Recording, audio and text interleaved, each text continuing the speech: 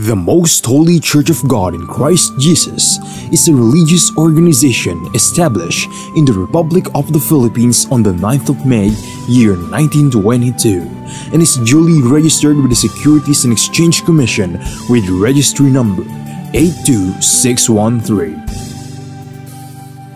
Through faith in the truth revealed by the Holy Scriptures of the Bible, the administration as well as the entire brethren of the Church believe that it is the Most High God, the Lord Christ Jesus, who established the Most Holy Church for the sole purpose of proclaiming Him as the only one true God and Savior whom we should worship and serve with our whole lives, and that He is no other than the Lord Christ Jesus, who manifested in the flesh, and that the Most Holy Church of God in Christ Jesus is His chosen way for us to be delivered from our sins and eternal damnation.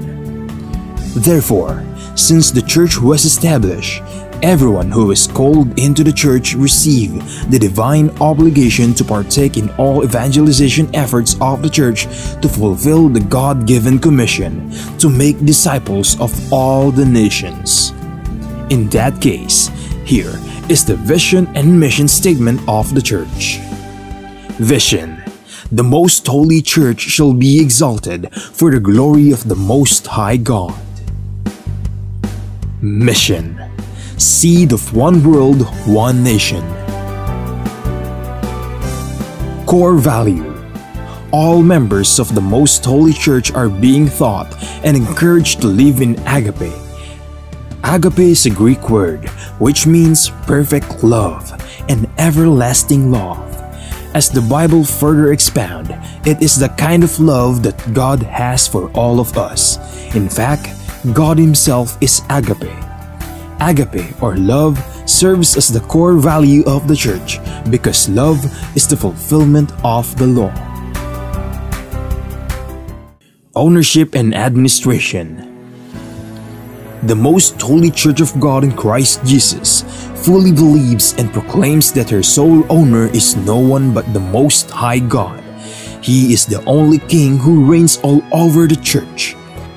Everything the Church achieve and will achieve in the future are the works of God. God governs over His Church through His appointed men to administer the Church, like the first Church established in Jerusalem, which was administered by the Apostles. The Most Holy Church is currently administered by the 7 bishops, presided by the General Bishop.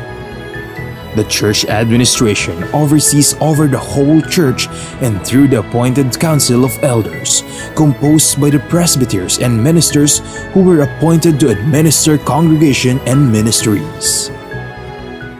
Expansion and growth: currently, the Church has established congregation in most places in the 3 major islands of the Philippines, namely Luzon, Visayas, and Mindanao.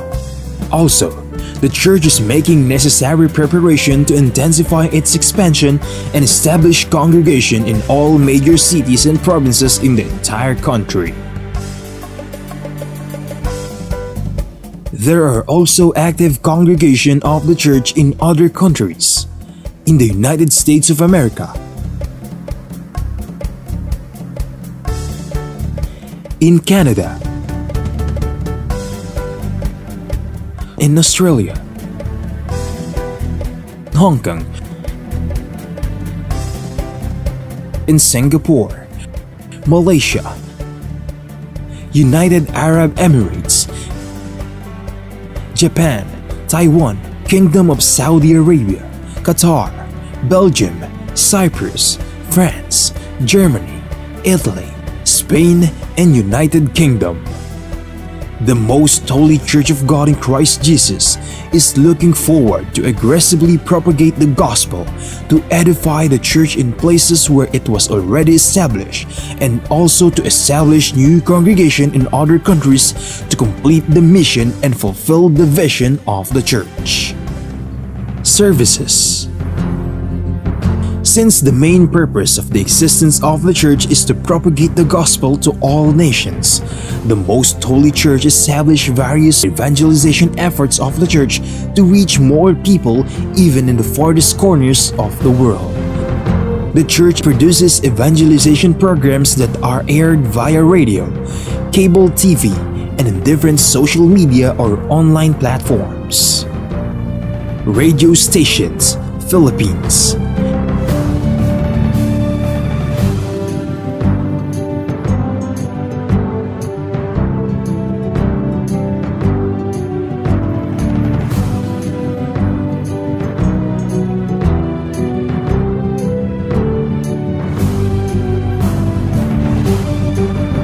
Cable TV channels.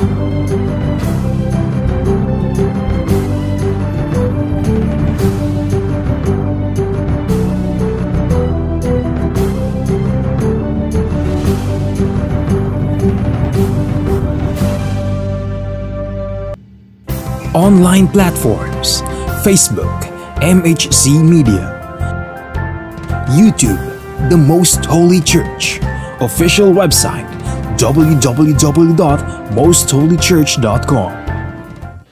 Charity. Aside from actively upholding evangelization efforts, the Most Holy Church is also active in charity works. Here are some of the ministries of the Most Holy Church established to serve both members and non-members of the church. Lingap Agape Ministry.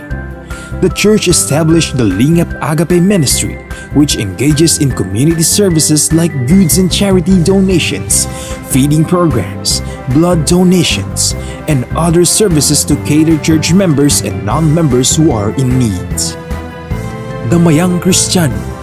On May 1, 2004, the church administration established the Damayang Kristiyano Ministry that aims to help the needs of the family of a deceased member of the Most Holy Church, especially in their burial expenses.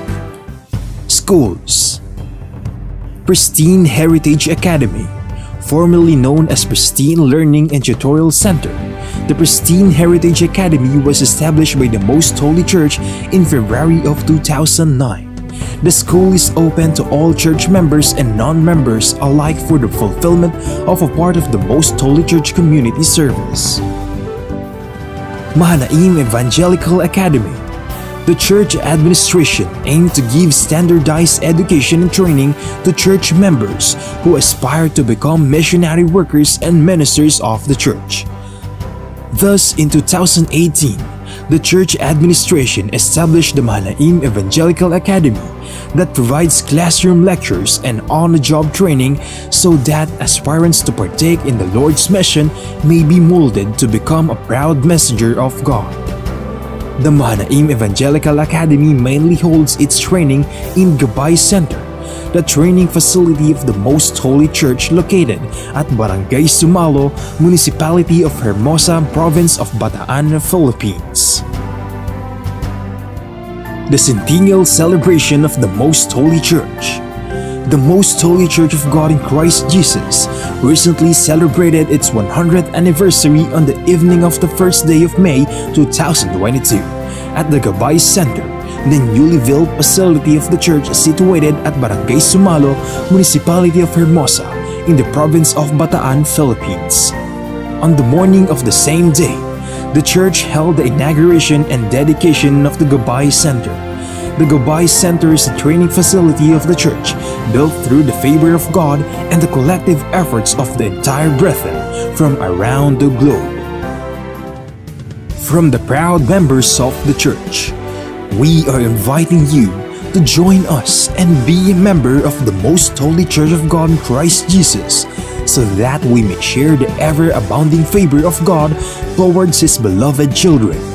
Please take time to listen to the preaching of all the topics composing the lessons of spiritual salvation, so that we may share to you the teachings and doctrines of the Most Holy Church, which are purely based on the Bible that will lead us to our soul's salvation.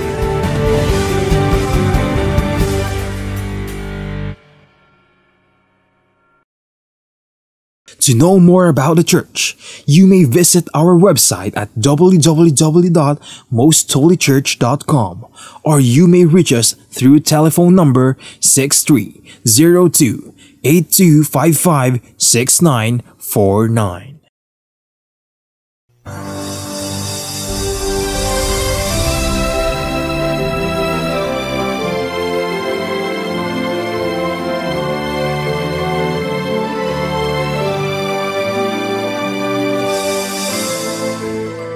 Kapayapaan po mga giliw naming mga taga-subaybay. Salamat sa Panginoon sapagkat panibagong araw ang sa atin po'y pinagkaloob niya upang patuloy nating alamin at tuklasin pa ang banal na kalooban ng ating Panginoon Diyos tungkol po sa atin na mga tao, at ito po ay hango sa nasusulat sa banal na kasulatan. At ito po'y inihahatid sa atin ng programang ito na ang Kabanal-Banalan.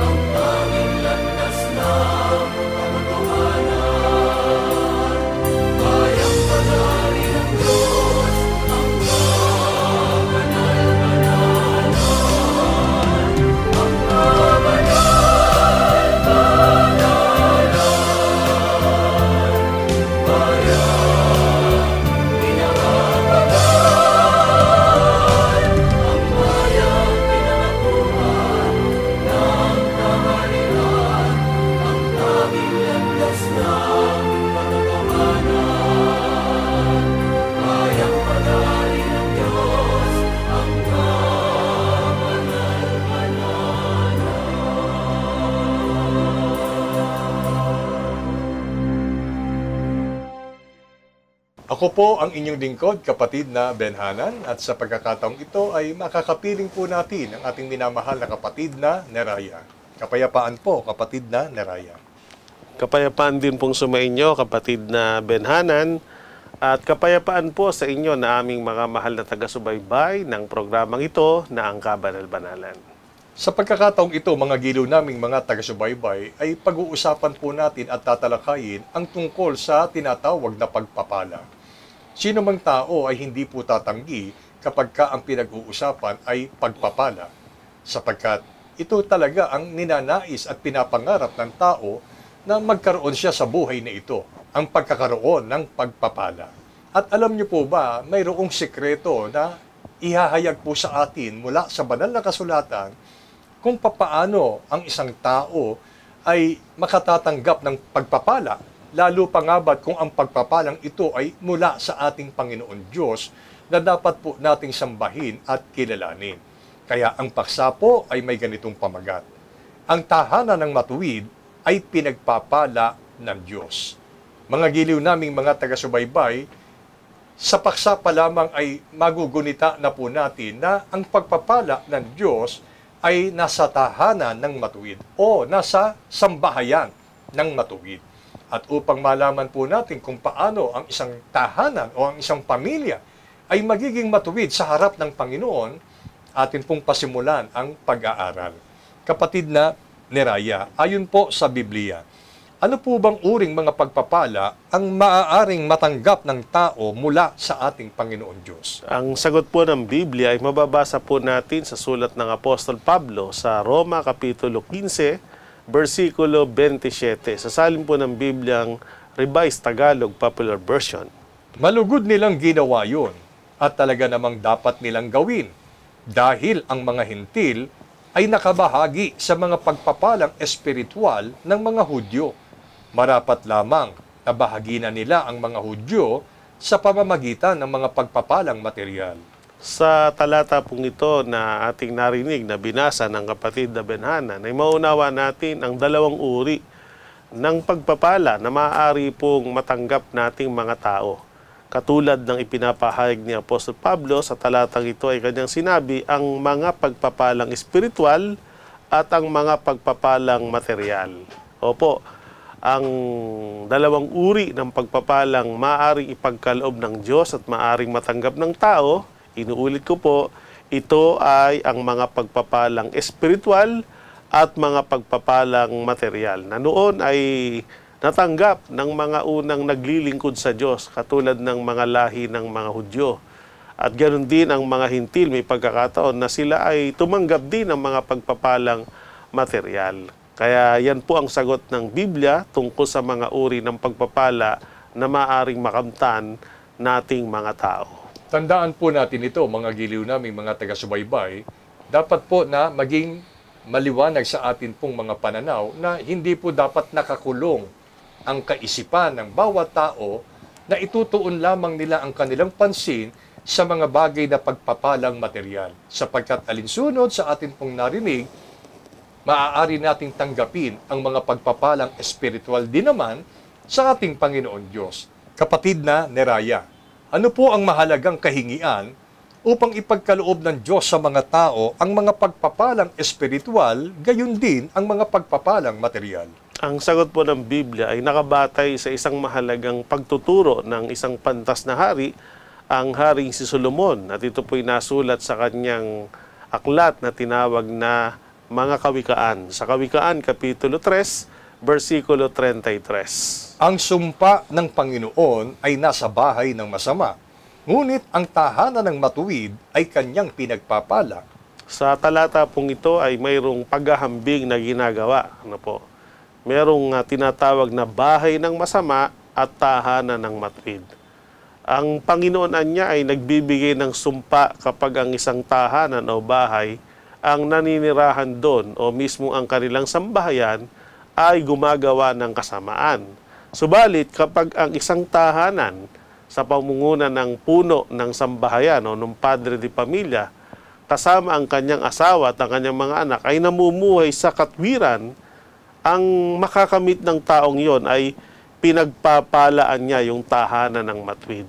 Kaya dito po maunawa natin, kapag ang tao at ang kanyang mga mahal sa buhay ay namuhay sa katwiran o naging matuwid, makakaasa na ang pagpapala ng Panginoon ay sasa kanya at sasa kanyang mga mahal sa buhay. Kaya dito po ay hinihikayat na talagang kung merong uri ng pamumuhay na dapat tayong pagsikapang maging paraan ng pamumuhay para mapasa atin ang mga pagpapala ng Panginoon ay ang pamumuhay sa katwiran para makakumplay tayo sa kahingian na pinagpapala ng Diyos ang tahanan ng matuwid. Kailangan po nating maging matuwid, hindi lang sa paningin ng tao, higit at lalo maging matuwid sa paningin ng ating Panginoong Diyos. Alam niyo po mga giliw naming mga taga-subaybay, kapag ka po ang usapin ay tungkol po sa pagiging matuwid, may kani-kanyang definisyon ang tao dyan. May nagsasabing, basta't wala ka namang inaagrabyadong tao, ay matuwid ka. Hindi ka nagnanakaw, hindi ka pumapatay, ay matuwid ka na. At dahil doon ay inaasahan na ng tao na tatanggap siya ng pagpapalang espiritual at pagpapalang material. Kung atin pong tatanungin kapatid na Neraya, ano po ba ang pakahulugan at paano nagiging karapat-dapat sa paningin ng Diyos na ang tao o ang isang sambahayan ay nabubuhay na nasa katwiran o tinatawag na matuwid na sambahayan? Ang sagot po ng Biblia, mababasa po natin sa Genesis. Ang kapitulo po ay 6 at ang versikulo ay 9. Sasalin po ng Biblia ang Tagalog Popular Version. Napakabuting tao ni Noe. Siya na lamang ang natitirang matuwid ng panahong yon. Palibhasa'y namumuhay na kasama ng Diyos. Narito po ang pamantayan ng pagiging matuwid sa paningin ng Diyos tungkol sa isang tao o isang puno ng sambahayan, kalakip ang kanyang mga mahal sa buhay. Hindi ito pagiging matuwid batay sa kanyang sariling paningin. Na ako naman na niya, hindi gumagawa ng kalikuan, hindi ako nang-aapi ng kapwa, kaya ako niya ay matuwid sa aking pamumuhay. So, hindi naman natin po sinasabing mali yon, pero matuwid yon sa paningin ng tao. Ang mahalaga po ay maging matuwid tayo sa paningin ng Diyos para mauri tayo na ang ating tahanan o tayo mismo ay matuwid. Sapagkat sabi nga, yun ang kahingian para pagpalain ng Diyos. Pinagpapala ng Diyos ang tahanan ng matuwid. At dito po sa talata ay sinabi, isa si Noe at ang kanyang sambahayan nung panahon nila na nauring tahanan ng matuwid. Kaya sumaka nila ang pagpapala ng Panginoon. At ang pamantayan para masabi, dalawang bagay po. Una, sabi sa talata, napakabuting tao ni Noe. Pangalawa, ay palibhasaan niya, namumuhay siya na kasama ng Diyos, kaya siya lamang ang natitirang matuwid nung panahong iyon. So para mapatunayang matwid sa Biblia, una, kailangang napakabuti nating tao. Mamuhay tayo sa kabutihan. At pagka diniklara ng Biblia na tayo mabuting tao, kasama nung pagiging mabuti natin, inuuri tayong matwid. Pangalawa, mamuhay tayo na kasama ng Diyos. Ano ba ibig sabihin ng pamumuhay na kasama ng Diyos? Pamumuhay sa panig ng katotohanan. Kasi ang Diyos po Diyos ng katotohanan Pamumuhay sa panig ng kabutihan. Kasi ang Diyos ay mabuti. Pamumuhay sa kapayapaan dahil ang Diyos ay kapayapaan. Lalo na yung pamumuhay sa pag-ibig. Dahil ang likas o katangian ng Diyos ay Diyos ng pag-ibig. So pag namumuhay tayo sa katotohanan, sa kabutihan, sa kapayapaan, sa pagmahal, yun ang pamumuhay na kasama ng Diyos. Pero kung namumuhay tayo wala sa katwiran, namumuhay tayo walang kabanalan, kasamaan, magulo, napopoot o walang pag-ibig, hindi masasabing namumuhay tayong kasama ng Diyos. At masasabi pa nga, ang ating uri ng pamumuhay ay liko. At dahil liko, hindi tayo makakakumply sa kahingian na tahanang matwid at malayo tayo sa pagpapala. Kaya inuulit ko po, dalawang mahalagang bagay para ayon sa Biblia, batay sa pamantayan ng Diyos ay maging matwid tayo, kailangan maging mabuti tayong tao at mamuhay tayo na kasama ng Diyos katulad ni Noe para masabing matwid. At kung tayo at ang ating sambahayan ay matwid, makakaasa po tayo ang mga material na pagpapala ng Diyos at ang mga espiritual na pagpapala ng Diyos ay isa sa atin. Dahil yun mismo ang naranasan ni Noe at ng kanyang pamilya, nung panahong yon, pinagpala sila ng Panginoon at ang lalong mahalagang pagpapala na kanilang nakamtan ay ang pagliligtas ng ating Panginoong Diyos. Mga giliw naming mga taga-subaybay, ibig kong idiin sa pagkakataong ito yung tungkol po kay Noe na siya ay namuhay na kasama ng Diyos. Posibleng sinasabi po natin yan na kami po ay hindi naman humihiwalay sa Diyos. Sa katotohanan, kami naman po ay nananalangin. Sa katotohanan, kami ay gumagawa rin naman ng mabuti sa aming kapwa. Marami pong mga dahilan at katwiran ang tao upang i-justify niya sa kanyang sarili at patunayan sa ibang tao na kasama niya ang Panginoon Diyos. Pero tandaan po natin, bakit sinabi ng talata na si Noe ay napakabuting tao at namuhay na kasama ng Diyos? Doon po, makikita natin ang katunayan na si Noe ay namuhay na kasama ng Diyos sa paraang sinunod niya kung ano ang kalooban ng Diyos. Hanggang sa dumating na yung punto, mga giliw naming mga taga-subaybay, maging sa paggawa ng daong na ibinigay sa kanya ang tamang sukat at yun ay sinunod niya ng buong buo. Sa panahon po natin ngayon, hindi po natin masasabi at mapatutunayan na kasama natin ang Diyos kung mayroon tayong pinipiling mga utos. Ibig pong sabihin, ang taong totoong kasama ng Diyos sa kanyang pamumuhay, ito po yung tao na sinusunod ang buong kalooban ng ating Panginoon Diyos. Kasi kapatid na Neraya, may mga taong pinagpala sa mga bagay na material. Pero kapos sa pagpapalang espiritual, paano nangyayari yun? May mga mayayamang tao, mayayamang pamilya na okay, meron silang mga sumasagana sila sa mga bagay na material na bagay. Pero pagdating sa loob ng pamamahay, tila napakamiserable ang kanilang pagsasama. Bakit? Kasi hindi maliwanag sa kanila ang kalooban ng Diyos. Napaka-importante po na maunawaan natin na sa kabila ng mga pagpapalang material, ay huwag po tayong masapatan na hangarin ang mga bagay na pagpapalang ukol sa Espiritu. Sapagkat ito lamang po ang daan upang tayo ay mapanatag, magkaroon ng tunay na kaligayahan sa buhay at tunay na masayang pagsasama-sama ng pamilya dahil may patnubay ng Espiritu Santo. Kapatid na Neraya, kung dumating man sa tao na siya'y tumatanggap ng mga pagpapalang espiritual at pagpapalang material, ano po ba ang dapat unang-una niyang gawin sa harap ng Panginoon? Katulad po ng madalas nating ipahayag sa programang ito ay ang pagiging mapagpasalamat. Yan po ay ginawa ng mga unang lingkod ng Diyos na nakatanggap ng pagpapalang material, lalo na po ng pagpapalang espiritual. Mababasa po natin yan sa Efeso, Kapitulo 1, versikulo 3, sa salin ng Bibliang Tagalog Popular Version. Magpasalamat tayo sa Diyos at Ama ng ating Panginoong Hesukristo. Pinagkalooban niya tayo ng lahat ng pagpapalang espiritual dahil sa ating pakikipagkaisa kay Kristo.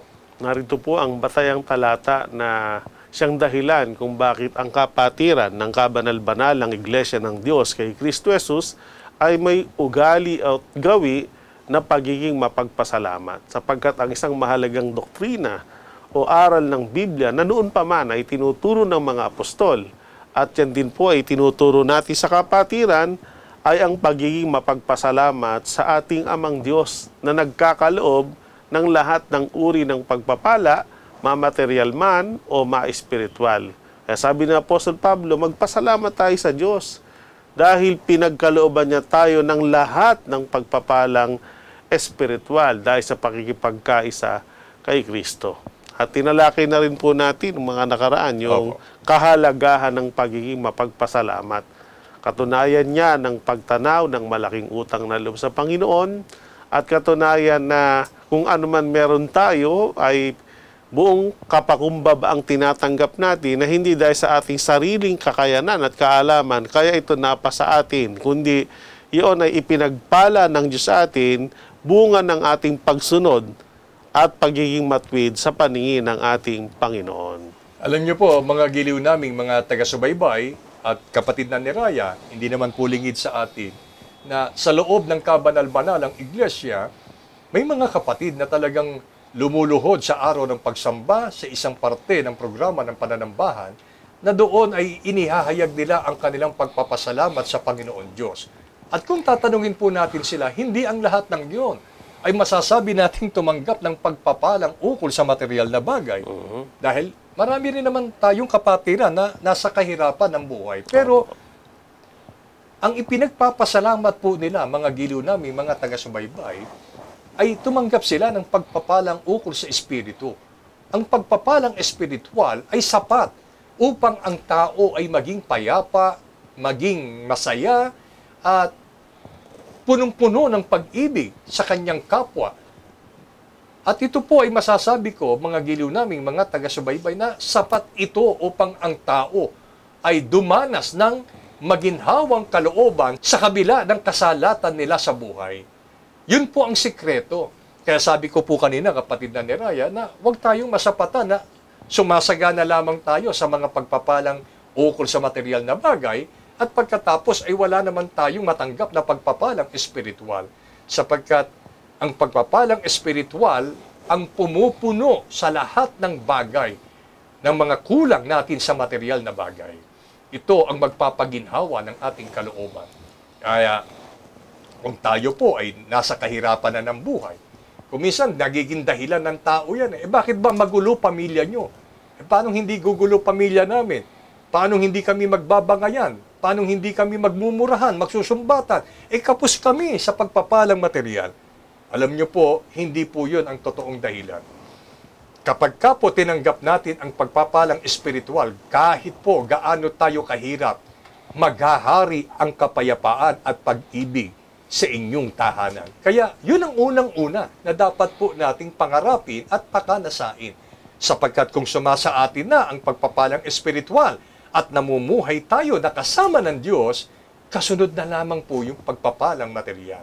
Kaya bukod sa pagpapasalamat, kapatid na ni Raya, sa Panginoon Diyos, ano pa ang matuwid at nararapat gawin ng mga taong pinagpala ng Diyos sa espiritual at material na bagay? Ipagpatuloy po natin ang pagdinig ng mga pagpapayo at mga pagtuturo na itinuturo ng mga noon ay kasangkapan ng Panginoon, ang Apostol Pablo.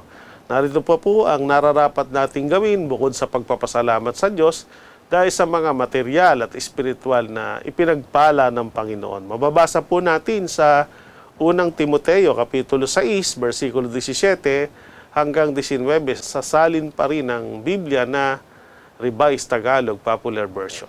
Ituro mo sa mayayaman na huwag silang magmamataas At huwag silang umasa sa kayamanang lumilipas, kundi sa Diyos na masaganang nagbibigay ng lahat ng ating pangangailangan upang tayo'y masiyahan. Turuan mo silang gumawa ng mabuti at magpakayaman sa mabuting gawa, maging bukas palad at patulungin sa kapwa. Sa gayon, makakapag-impok sila para sa matatag na hinaharap at makakamtan nila ang tunay na buhay.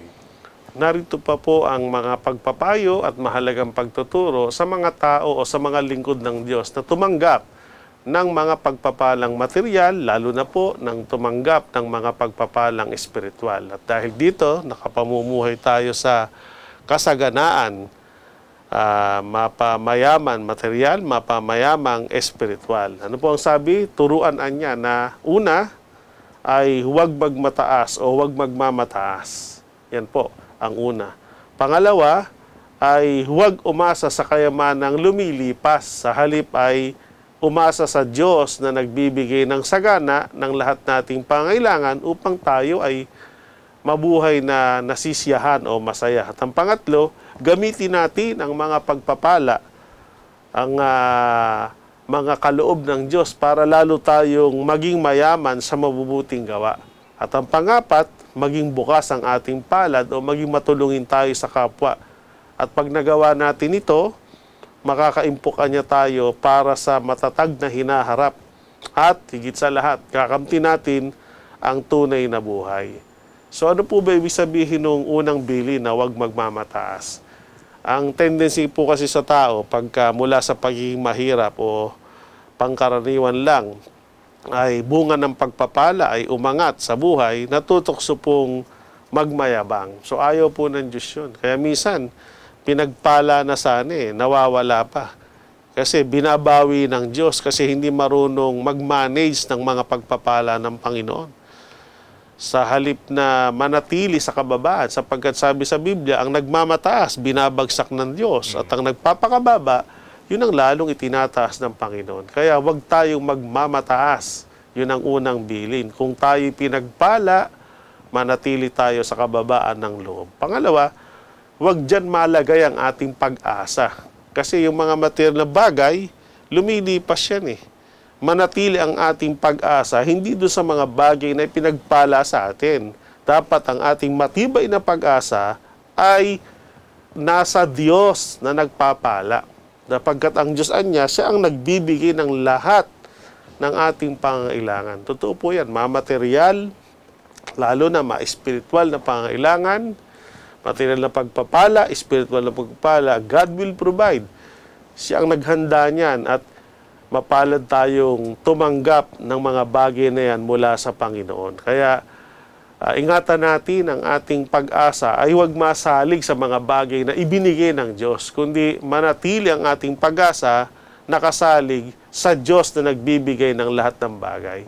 At kung meron tayong marapat paggugulan ng mga pagpapala, sabi sa talata, gamitin natin yung mga pagpapala para lalo tayong yumaman sa mabubuting gawa. Iba po kasi pagka tumanggap ng pagpapala, sa halip na maging Google niya yon o panustos para lalo siyang makagawa ng maraming mabubuting gawa, sa kalayawan ginagamit o kaya sa pangsarili lamang na pangailangan. So kailangan po gamitin natin yung tinatangkilik natin para maging kasangkapan, para lalo yumaman sa mabubuting gawa.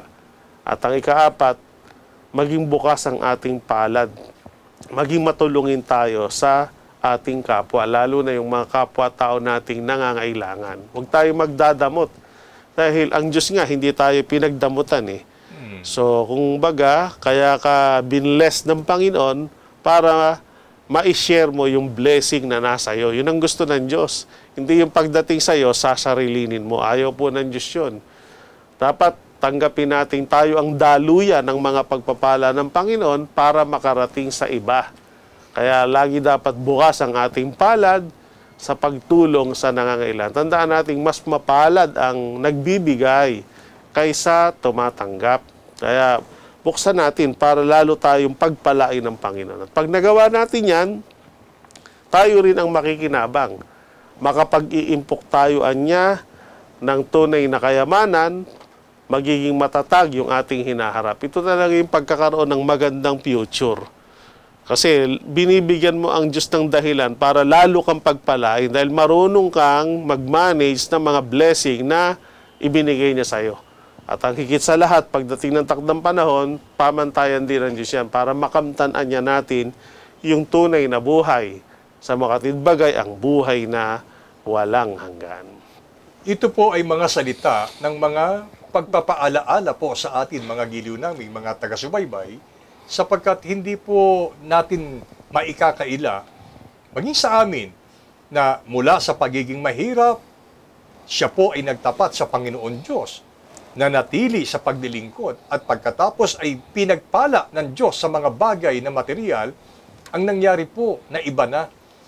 Yung pagpapalang material na ipinagkaloob ng Diyos sa kanila ang nagpabago ng kanilang kalooban at ng kanilang pananampalataya. Kaya ngayon po ay nagpapaalala ang ating Panginoon Diyos na kung dumating man ang punto na tayo ay pagpalain ng Diyos sa mga bagay na ukol sa material, ito po ang babala niya, manatili kang nagmamahal at umiibig sa Diyos na nagbibigay ng pagpapala. Huwag po yung pagpapala na lang ang iibigin mo. Ngayon po ang nangyayari. Nung una, mahal mo ang Panginoon. Nung pagpalain ka, nabaling na ang iyong pagmamahal o pag-ibig sa mga pagpapala ng Panginoon na dahil doon, naiba na ang iyong pag-uugali. Naiba na ang estilo ng iyong pamumuhay. Dati mababa ang kalooban mo, ngayon mapagmalaki ka na. Dati nung mahirap ka, ay talaga namang umaasa ka sa kapangyarihan ng Diyos. Pero nung nagkaroon ka na ng pagpapalang material, yung pag-asa na yon, yung pagtitiwala sana na laging nasa Panginoon, ay ibinaling mo na sa magagawa ng iyong salapi, na alam naman po nating lahat na limitado ang magagawa ng salapi. At higit sa lahat, nung mahirap ka, nakapagbibigay ka kahit papaano ng kawang gawa, tumutulong ka sa iyong kapwa mahirap, pero ngayong naging mayaman ka na at pinagpala sa material na bagay, bakit tila nagiging madamot ang tao? Kaya ang Apostol Pablo ay nagbababala sa atin po. Kung tayo man ay bigyan ng pagpapalang ukol sa material na bagay, which is ito ay sekundaryo na lamang, na dapat ang pangunahin na tanggapin natin sa Panginoon ay ang pagpapalang espiritual, sabi ni Apostol Pablo, huwag magbabago ang iyong kalooban.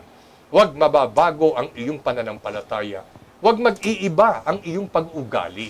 Kaya sa paggawa po natin at sa pagsunod natin, kung atin pong gagawin ang mga paalaalang ito ni Apostol Pablo, sabi ng Biblia, gaya ng tayo'y nag-iimpok ng kayamanan na ukol sa langit, na doon ay hindi ito mananakaw, hindi mauubos. Hindi kagaya ng kayamanang ukol sa lupa, na kung hindi po natin gagawin ang nararapat, ay posibleng bawiin ng Diyos yan at mawala. Posibleng nakawin sa iyo yan, di ba? Pero yung kayamanang ukol sa langit na maiimpok mo sa pamamagitan ng iyong pagiging mabuti at makatwiran sa harap ng Diyos, yan po'y mananatiling sa iyo.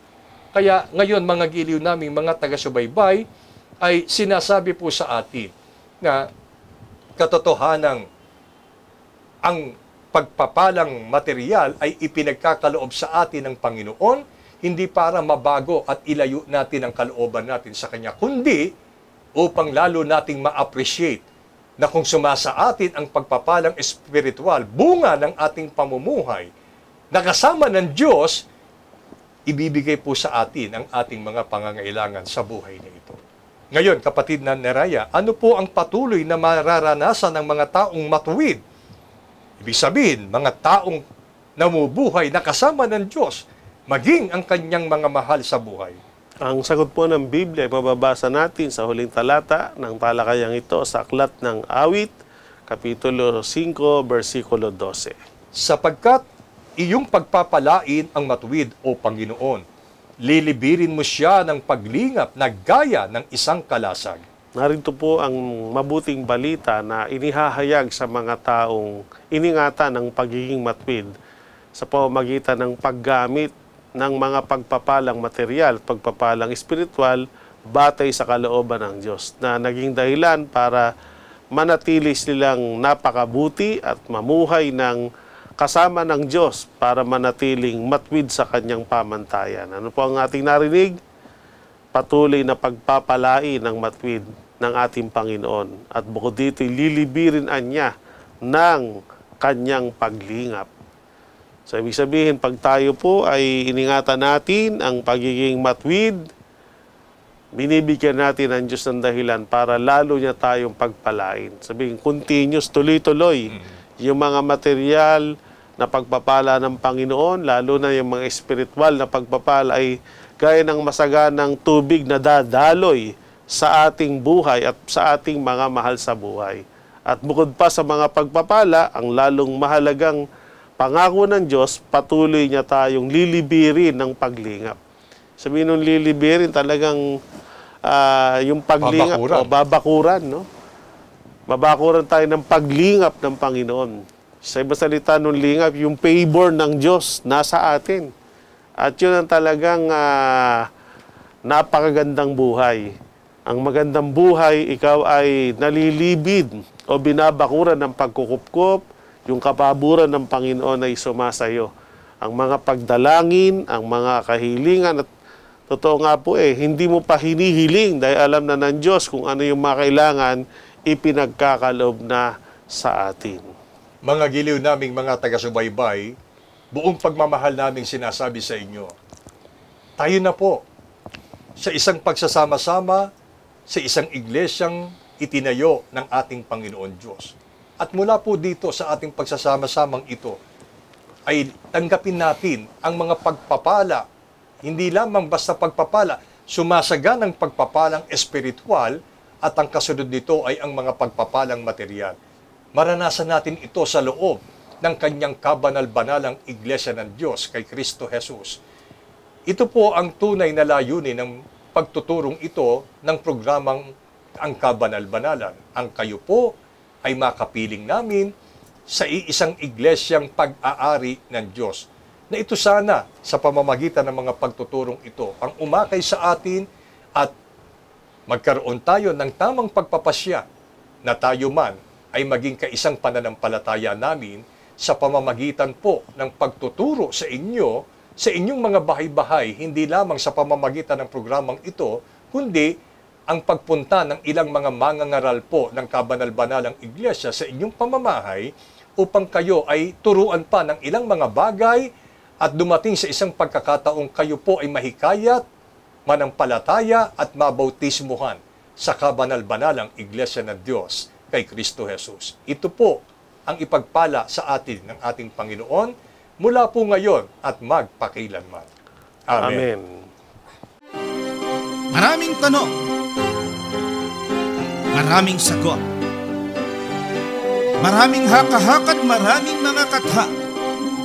Nagsasalimbayang mga paliwanag, gaya ng hangin ng aral na nagdadala sa tao sa magkabi-kabilang paniniwala. Ngunit, isa lamang ang dapat matanghal. Ang sagot ng Biblia.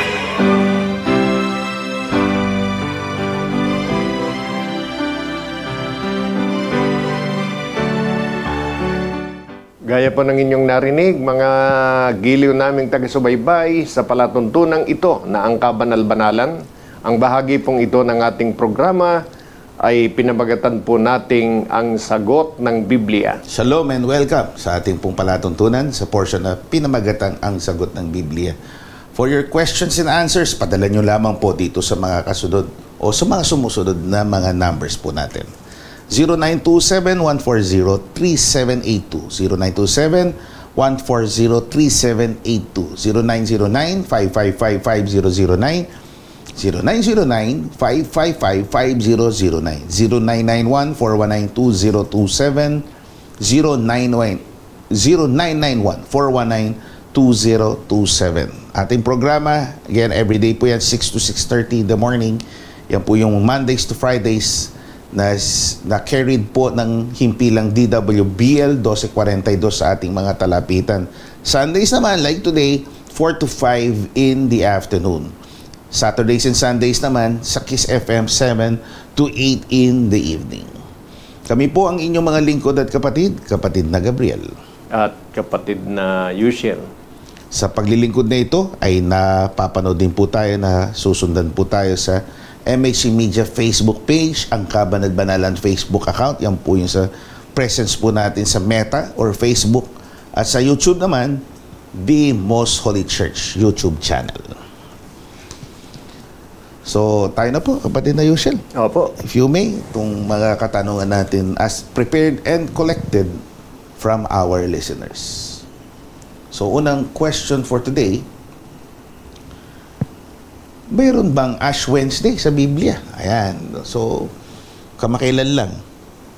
Meron po tayong dito sa Pilipinas. Hindi lang, no? Talagang ito ay universal na ginagawa ng maraming mga tao. Araw ng mga abo. Araw ng mga abo. Opo. Yung naglalagay ng abo sa noo. Opo. Pag sa Biblia po, wala tayong mababasa na gawin yung gayong gawa na maglagay ng abo sa noo. Dahil hindi po naaayon yun sa Biblia. Ang intention po niyan, kapatid na usually, pagpapaalala. So, yan po yung ginagawa nating mga kaibigan sa ibang reliyon is a ritual of reminding believers. Pinapaalala mga mananampalataya na tayo po immortal, naggaling po tayo sa alabok o sa abo, na pagka nilalagyan tayo ng abo sa noo, pinapaalala na tayo man ay babalik sa alabok o sa abo. So, it's not biblical. Dediretsuhin na po namin kayo. Hindi ho biblical yan. Yan po ay pasimula po ng Lenten season. It marks the start of the Lenten season. Na ibig sabihin, for 40 days, meron po silang pag-ayuno, paghingilin. Dahil yan nga po ay in commemoration of the sacrifices and death ng ating Panginoong Kristo Jesus. So 40 days po yan, kaya ang tawag ho sa wikang Kastila at inadapt po natin sa ating wika, Kwaresma. Pasimula ng Kwaresma. Yung paglalagay ng yung pong hudyat. Abo sa noo. Hindi na ayon sa Biblia yung ganun pong gawa o kaugalian. Kasi sa totoo lang, kung meron tayong dapat na laging tatandaan, yung sinasabi ng Biblia. Opo. Na mababasa po natin sa Ecclesiastes 9:10. Pakinggan po natin mga kaibigan, Ecclesiastes 9:10. Ano mo masumpo ang gawain ng iyong kamay? Gawin mo ng iyong kapangyarihan, sapagkat walang gawa, ni katama, ni kaalaman man, ni karunungan man sa Siol na iyong pinaparunan. Yan. Yun ang talagang hindi natin dapat na kinakalimutan.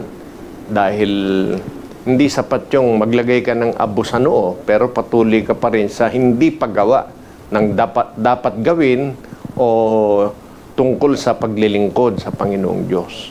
Kasi po, alam naman natin, sa ayaw at sa gusto natin, lahat tayo pupunta talaga. Opo. Given na yun Opo. Kaya kung talaga sumasampalataya tayo doon, buong kapangyarihan, ibig sabihin, buong lakas na gawin ang paglilingkod sa Diyos. Opo.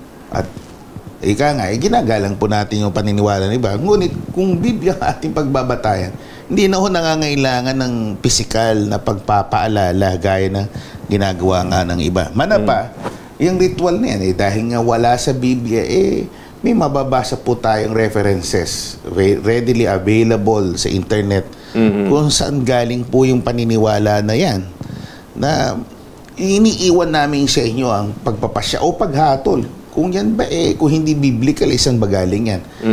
Mga kaibigan, yung pong tradition of putting an ash dun sa noo, sa ibabaw ng ating mga kilay, ay mauugat po sa paniniwala ng Norse mythology.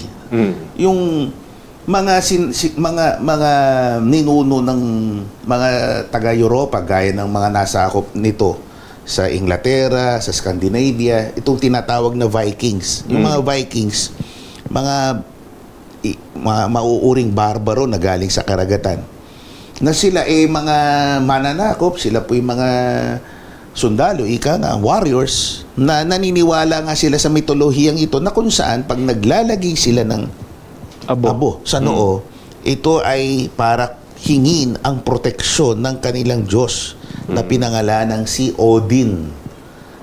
Si Odin, yung pinakamakapangyarihang Diyos nila. Kaya yung nanonood ng Marvel movies, Marvel Cinematic Universe, si Odin, yung tatay ni Thor, na may anak din siyang Diyos. Siya naman yung Almighty God ng Norse mythology. So, pag ginawa nila yun ang kanilang ay sa paniniwala, para nga sila ay magkaroon ng proteksyon sa anumang laban na kanilang kinasasakutan. Yun ang pinagmulan ng gayong gawa. Opo. Hindi dahil sa talagang pagpapaala-ala yun na ikaw ay babalik sa alabok. Yun na lang ang sinasabi ngayon. Pero ang talagang pinagkunan ng ganyang gawa mauuri pa rin gawa ng mga pagano. Opo. Kahit nga ho yung araw ng Wednesday, Miyerkules sa ating wika. No? Opo. Yung Wednesday, galing sa pangalan mismo ng Odin. Odin's Day. Kaya Odin's Day, Wednesday. Yun yung origin ho nun. So, kayo mga kaibigan, sinasabi natin, it really is strange.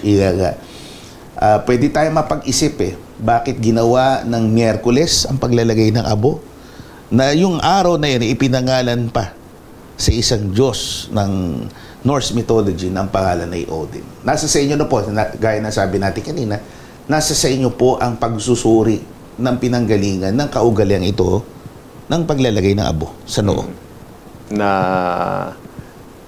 nagpapakita ng pagkilala sa noo na kinikilala nilang Diyos-Diyosan. Na pagka po tayo ay nakikibahagi dyan, gaya rin ng gayo ng ating ginagawa. Pagaman marahil, yung iba, nakikilagay lang sa noo. Pero yung iba, hindi naman talaga naintindihan kung bakit ginagawa yun. Nakita lang na parang uso. O kaya udyok ng pananampalataya. Total, ako ay member niyan. Might as well magpalagay na rin ako. Ganyan, ho. Pero hindi alam na yun ay nagsimula sa gawa na pagsamba sa Diyos-Diyosan. Salamat po. Isang awitin po ang pakinggan nating muli. Galing kay Brother Miguel Michael Valerio ng Taguig City. Lyrics and music, care of Brother Rafa, si kapatid na Roder Garabilis ng Agape Choir at Nueva Ecija. Ang pamagat ng kanyang awit, Pag-ibig ko sa iyo. Muli po ay pagbati ng kapayapaan sa mga patuloy na sumusubaybay sa aming programa na Ang Kabanal-Banalan.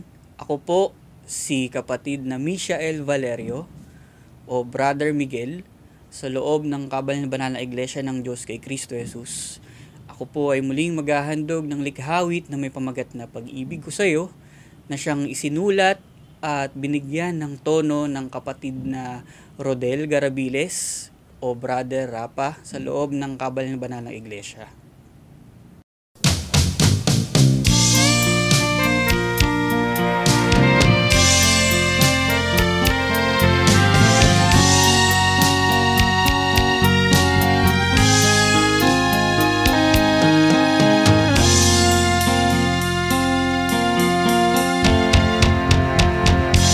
Ito ang pag-ibig ko sa'yo, buong kaluluwa, buong puso, buong pag-iisip, hindi magbabago.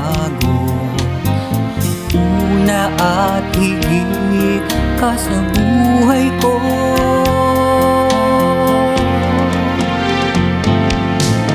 higit kanino man, higit sa kayamanan, hindi man lalamig na pagmamahal.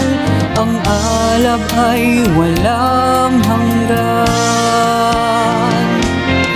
Ikaw lang ang ibigin,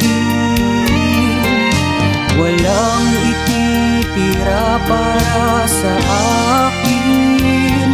Ito ang pag-ibig ko sa'yo, Ama ko,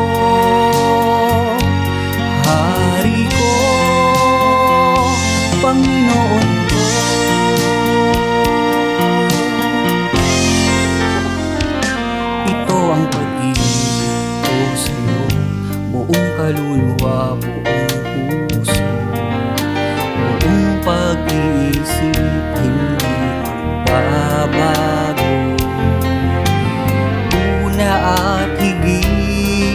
ka sa buhay ko.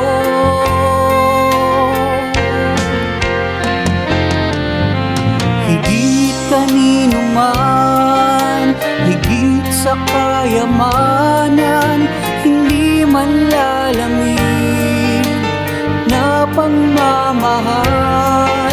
Ang alab ay walang hanggan. Ikaw lang ang ibigin, walang ititira para sa akin. Ito ang pag-ibig ko sa'yo, Ama ko, Hari ko, Panginoon ko. Lagi ka sa aking isip, nandito ka sa aking puso, naghahari sa aking buhay, nagmamay-ari ng kaluluwa. Lagi ka sa aking isip, nandito ka sa aking puso, naghahari sa aking buhay, nagmamay-ari ng kaluluwa. Ikaw lang ang ibigin, walang ititira para sa akin. Ito ang pag-ibig ko sa'yo, Ama ko, Hari ko, Panginoon ko. Ito ang pag-ibig ko, ito ang pag-ibig ko sa'yo, Panginoon.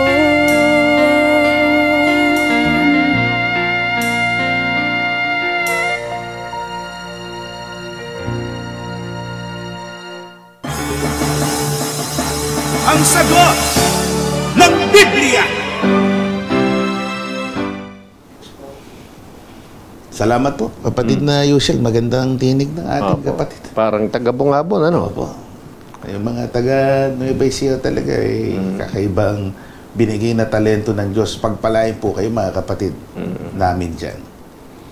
So, katanungan po natin ay may kinalaman pa rin sa Kwaresma. Kasi yung bisperas na araw, the day before Ash Wednesday, merong ginagawa, kahit hindi sa Pilipinas ginagawa yung kapatid na Yushel. Ginagawa yan usually sa Brazil, sa Rio de Janeiro nga sa Brazil, sa Louisiana, sa New Orleans.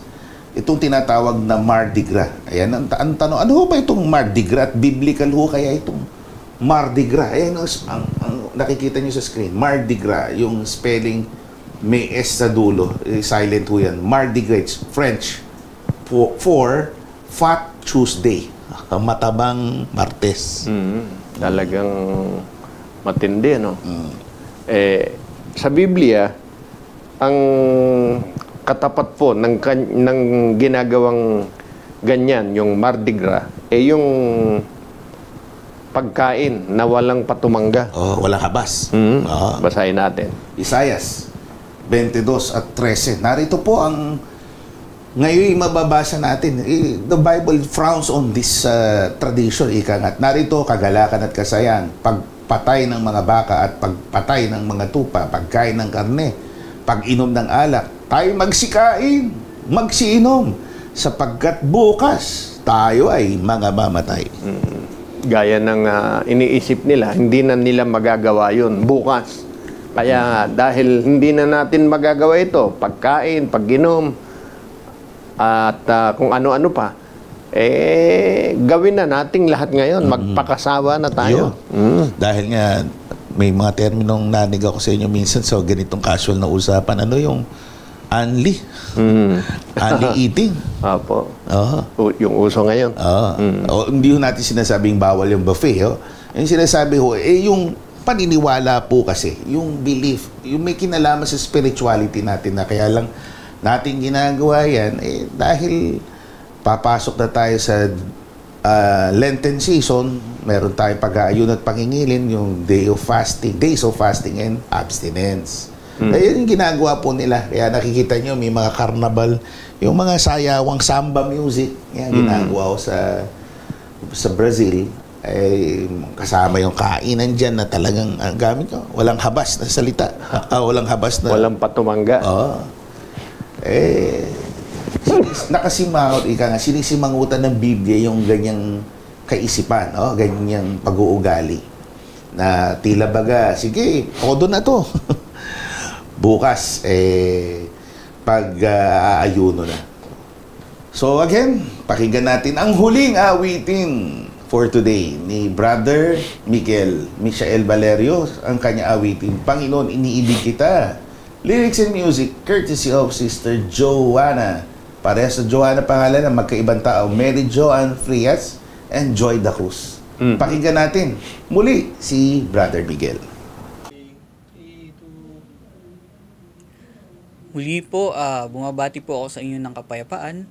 Maraming salamat po sa patuloy na pagsubaybay sa aming programa na ang Kabanal-Banalan. Ako po si kapatid na Michael Valerio, na isang mga awit sa Kabanal-Banalang Iglesia ng Diyos kay Kristo Jesus. At muli sa ikatlong likhawit na aking ihahandog at iaalay sa inyo, na may pamagat na Panginoon, iniibig kita, na siyang isinulat ng kapatid na Mary Joanne Penesa Frias at binigyan ng tono ng kapatid na Joy Da Cruz.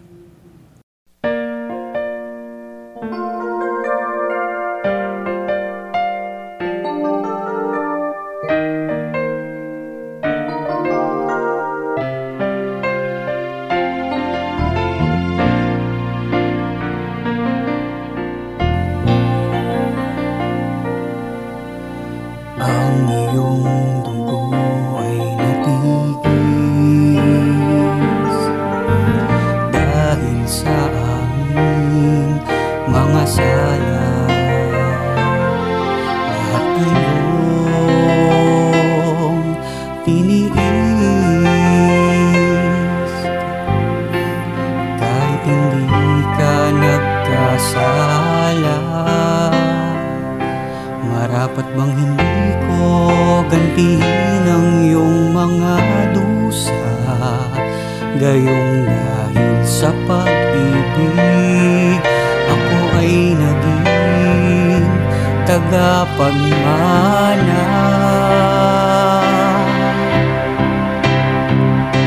Nadarama mo bang pag-ibig ko?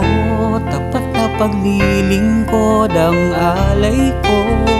Buhay at kalakasan ay handog sa'yo. Nadarama mo bang pag-ibig ko? Tapat na paglilingkod ang alay ko.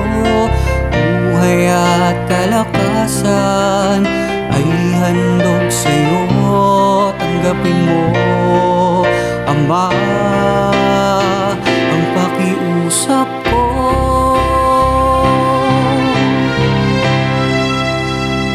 Panginoon,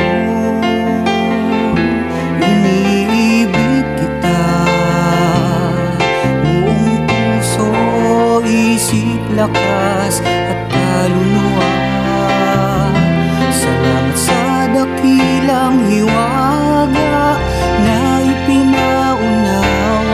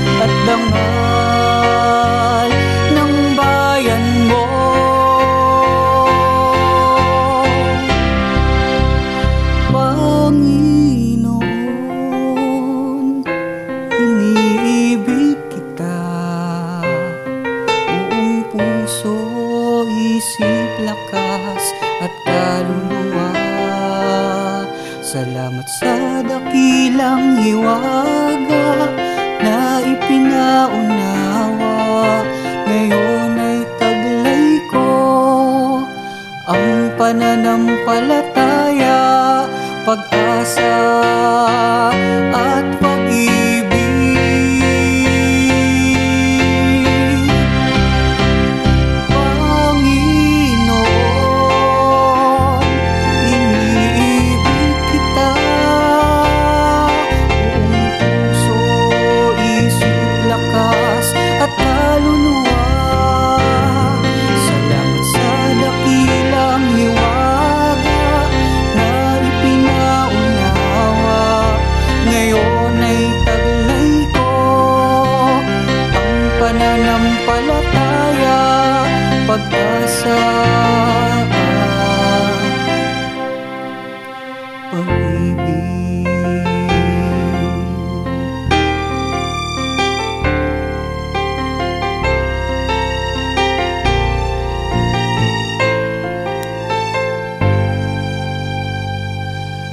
Nadarama mo ba ang pag-ibig ko?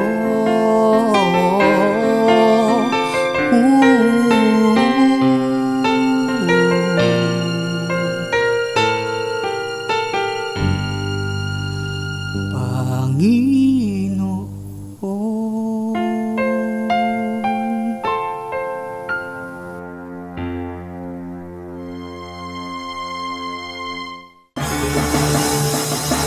Ang sagot ng Biblia.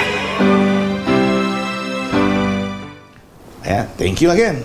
And we hope to hear again from you soon, Brother Miguel. Ito, maganda itong tanong na ito.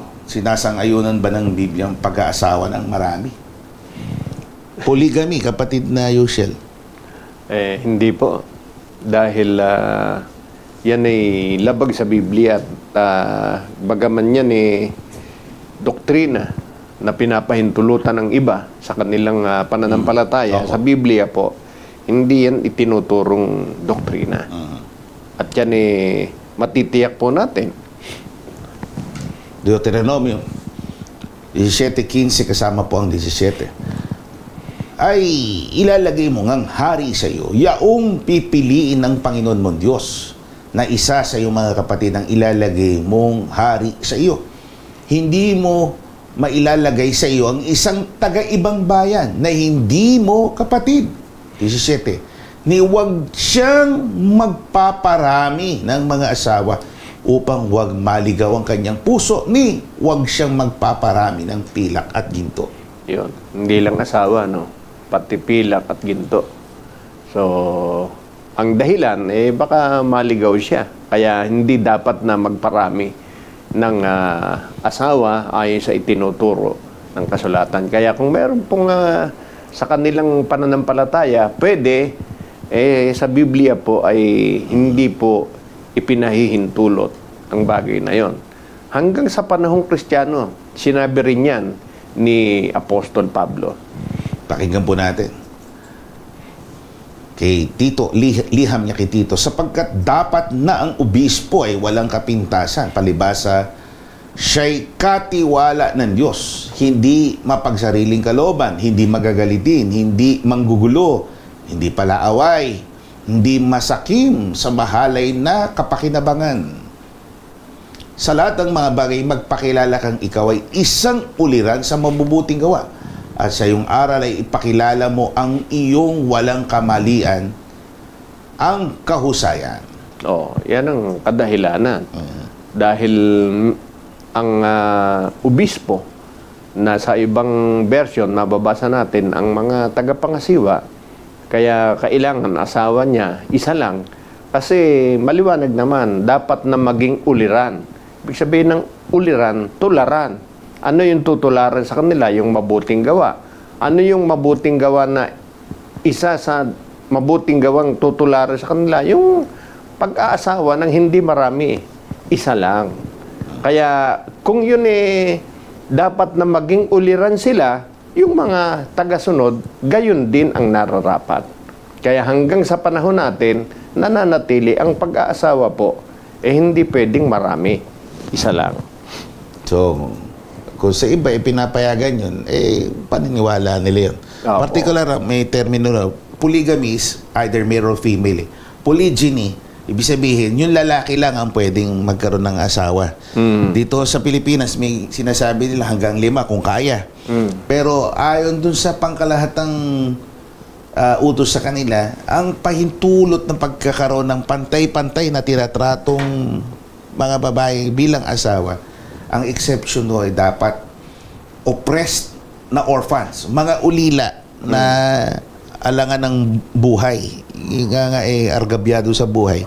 Kung ikaw ay may kakayanan na sila tubusin sa ganong kalagayan, pwede mong kunin sila bilang asawa. Hanggang 4 lang.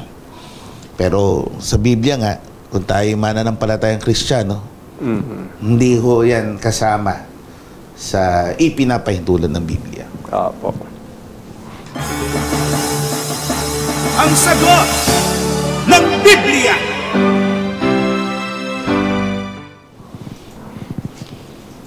So, kasunod na katanungan, sang-ayon po ba o anong ibig sabihin ng salita sa unang Timoteo 5 at 6? Basahin na bagamat buhay ay patay. Basahin natin. Narito. Datapwat ang nagpapakabuyo sa mga kalayawan, bagamat buhay ay patay. O yan.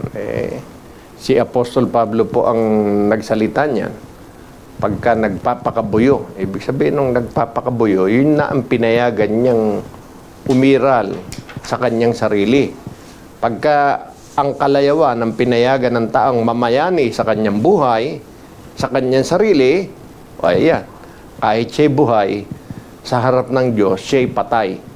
Yun ang sinasabi ni Apostol Pablo. At yan ay nangyari na sa panahon ni Adam saka ni Eva.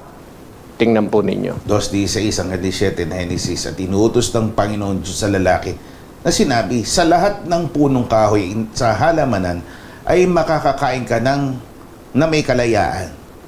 Datapwat sa kahoy ng pagkakilala ng mabutit masama ay huwag kang kakain, sapagkat sa araw na ikaw ay kumain ngayon ay walang pagsalang mamamatay ka. O, di po ba? Yan ang nangyari. Dahil sa lumabag, pumayag si Adam at si Eva na masunod sa kanilang sarili yung bawal ng Diyos, yung pagsunod sa sinasabi ng dyablo. Ano po ang nangyari? Hindi pwedeng hindi mangyari kung ano sinabi ng Diyos. Walang pagsalang, mamamatay ka. Buhay sila, literally, kung ang titingnan yung kanilang katawan. Kasi nakausap pa nga sila ng Diyos Nabigyan pa nga ni Eva si Adan. O di buhay. Pero bagaman buhay, sa harap ng Diyos, dahil sa pagkakasala, sila'y patay. Yun din ang sinabi ni Apostol Pablo. Pagka ang pinaiiral natin sa ating buhay, yung gusto ng pagkakasala, buhay po tayo sa tingin natin, sa pakiramdam natin, pero sa harap ng Diyos, patay po tayo. Sana naging klaro po sa atin ang bagay na yan, mga kaibigan. And with that note, tayo po ay magsasarang muli ng episode ng ating programang Ang Kabanal-Banalan, ang sagot ng Biblia. Mag-uukol po tayo muli ng panalangin. Aba, Panginoon namin Diyos. Amen, Diyos. Salamat po sa mga pagkakataong binigay mo sa amin. Bagamat munti ay naging mayaman po para ito sa amin at lalo na sa aming mga taga-subaybay at mga tagapakinig. Opo. Minimiti namin na sila'y tunay na nakinabanga sa araw na ito, na-bless sila. Opo. Sa mga katwiran, sa mga aral, sa mga awitin na sumibol sa iyong kabanal-banalang iglesia. Amen. Sa ganito ay ang pagpapalay lumika rin sa kanila ng pananampalataya at matagpuan nila ang landas na pabalik sa iyo sa makatwid, ang mapabilang sa iyong tahanan, sa iyong kabanal-banalang iglesia. Amen. Dinadalangin din namin yaong mga dinadalaw na iba't ibang mga suliranin, karamdaman, mga sitwasyon na tila walang kasagutan. Naniniwala kaming ikaw ang Diyos na makapangyarihan sa lahat at na babatid mo. At sa iyong perpektong pagtatakda ng panahon ay darating sa amin ang kagalingan sa aming mga karamdaman. Amen. At maging mga sagot sa mga katanungang laging gumagambala sa amin. At ibabangon mo kaming masaya. Bibigyan mo kami at bibiyaan mo kami ng mga pagkain namin sa araw-araw, lalo na ang mga pagpapala na ukol sa aming kaluluwa. Amen. Ito ang aming dinadalangin at ipinagpapasalamat sa ngalan mong Kristo Jesus na aming tagapagligtas. Amen. Maraming salamat po sa inyong pagtangkilik. Muli po namin kinaanyayahan sa mga gayong mga schedules na may pagbabago ng kaunti. Ayman ay mapagpapala pa rin tayo sa mga pagtatakda ito ng ating Panginoong Diyos. Kami po ang inyong mga lingkod, kapatid na Gabriel At kapatid na Yushel, ang panalangin po namin magkakapatid sa kabanal-banal ng Iglesia ng Diyos kay Kristo Jesus ay kapwa naman tayo bantayan ng Panginoon sa ating paghihiwalay. Mispa.